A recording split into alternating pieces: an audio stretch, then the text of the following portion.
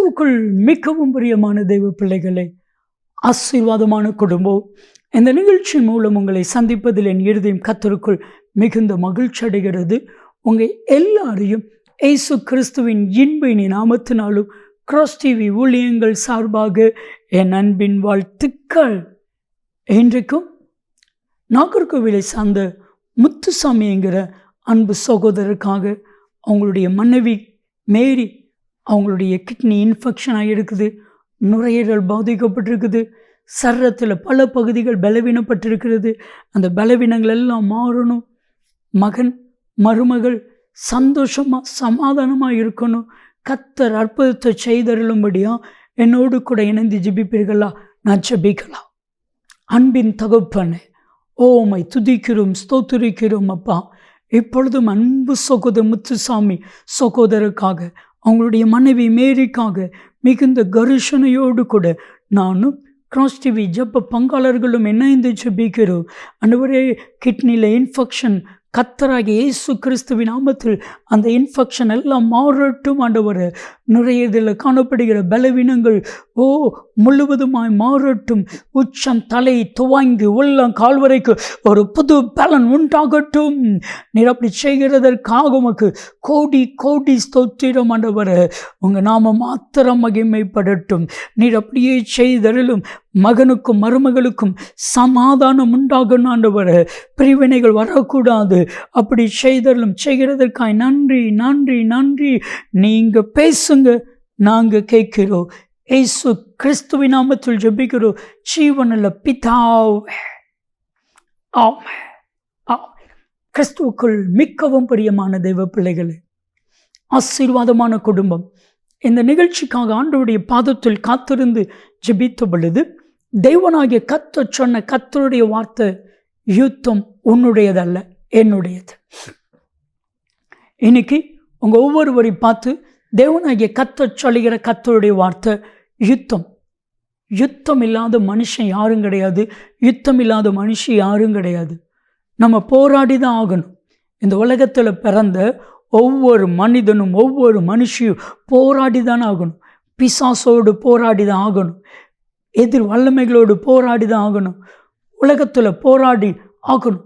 ஏன்னா ஆண்டவராகிய இயேசு கிறிஸ்துவை சொன்னா, யோவான் 16:33, உலகத்தில் உங்களுக்கு உபத்திரவம் உண்டு. அப்போ அந்த உபத்திரவத்தோட நம்ம போராடி தான் ஆகணும். ஆனால் அந்த போராட்டத்தில் ஜெயம் கர்த்தருடையது. கர்த்தர் யுத்தம் பண்ணுவா. கர்த்தர் யுத்தம் பண்ணான்னா ஜெயம் கிடைக்கும். நம்ம யுத்தம் பண்ணால் ஜெயம் கிடைக்காது. கர்த்தர் யுத்தம் பண்ணுவா. யாத்திராகமம் 14:14 நீங்கள் வாசித்து பார்த்தா, நீங்கள் சும்மா இருப்பீர்கள், நான் உங்களுக்காக யுத்தம் பண்ணுவேன். என் அன்பு தெய்வ பிள்ளைகளே, இதுவரைக்கும் நீங்கள் போராடினீங்களா? விட்டுருங்க. இனி நீங்கள் சும்மா இருங்க, கர்த்தர் பார்த்து கொள்வார்.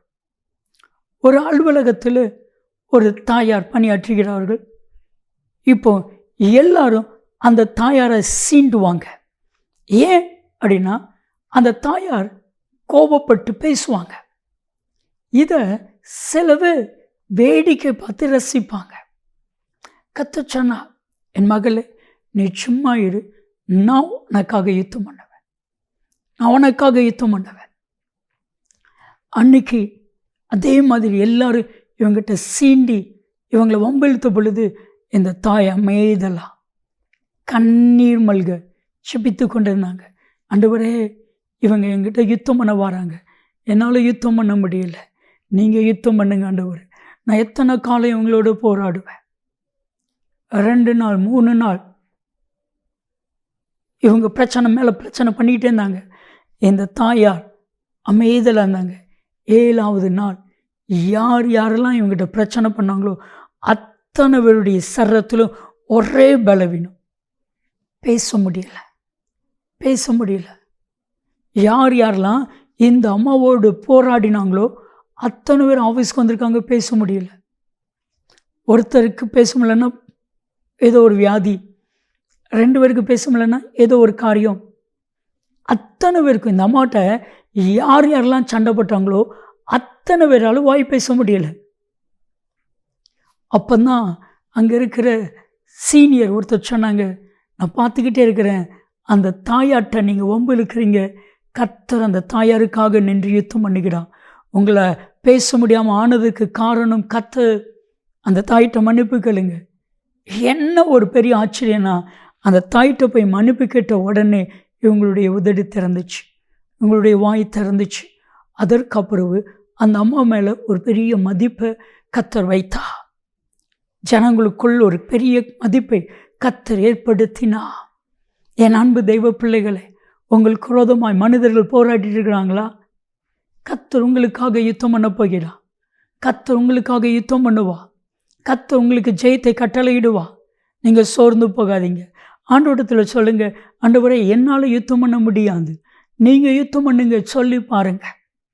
செங்கடலை 2 பிளக்குகிறார் கர்த்தர். இஸ்ரவேல் ஜனங்கள் முன்பாய் செல்கிறார்கள், பின்பாக பார்வோனுடைய சேனையும் புறப்பட்டு விட்டது.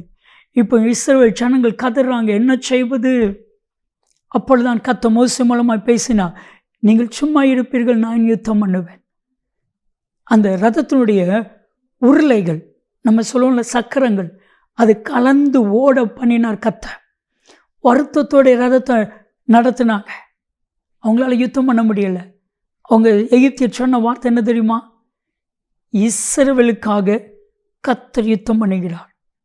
யாத்ராகமம் 14:25 நீங்கள் வாஸ்து பாருங்க.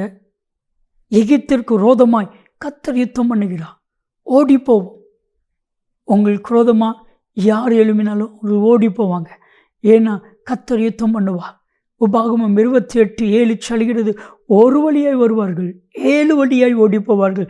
காரணம் கர்த்தர் யுத்தம் பண்ணுவா. நீங்கள் சொல்ல வேண்டிய ஒரே ஒரு காரியம், ஆண்டவரே எனக்கு யுத்தம் பண்ண தெரியாது, எனக்கு யுத்தம் பண்ணவும் பிடிக்கலை, எனக்கு இந்த யுத்தத்தை நீங்கள் ஜெயித்து கொடுங்க. நான் சொல்கிறேன், கர்த்தர் உங்களுக்கு ஜெயித்தை கொடுப்பா. யோசபாத்து ஜனங்களோட ஆலோசனை பண்ணி யுத்த களத்தில் யுத்த வீரர்களை நிப்பாட்டுறதுக்கு பதில் பாடுகிற பாடல்களை நிப்பாட்டினான். காரணம் என்ன தெரியுமா?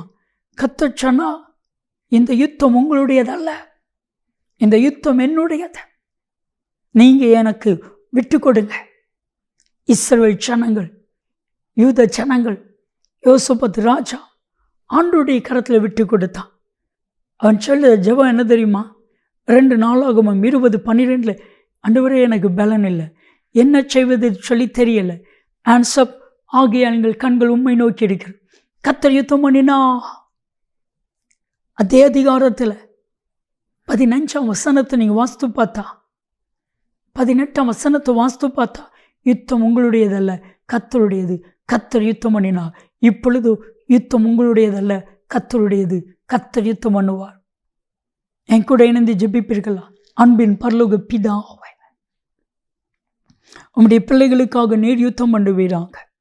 என் தேவன் யுத்தம் பண்ணும், என் தேவன் யுத்தம் பண்ணும். நீர் அப்படி செய்கிறதற்காக கோடி கோடி ஸ்தோத்திரம். யுத்தம் உங்களுடையது அல்ல, யுத்தம் கர்த்தருடையது. கர்த்தர் யுத்தத்தில் பராக்கிரமசாலியாக இருந்து யுத்தத்தில் ஜெயத்தை கட்டளையிடுவா. செய்கிறதற்காக நன்றி நன்றி நன்றி. உங்கள் நாமம் மாத்திரம் மகிமைப்பட்டு இயேசு கிறிஸ்துவின் நாமத்தில் ஜெபிக்கிறோம் ஜீவனுள்ள பிதாவே, ஆமென் ஆமென்.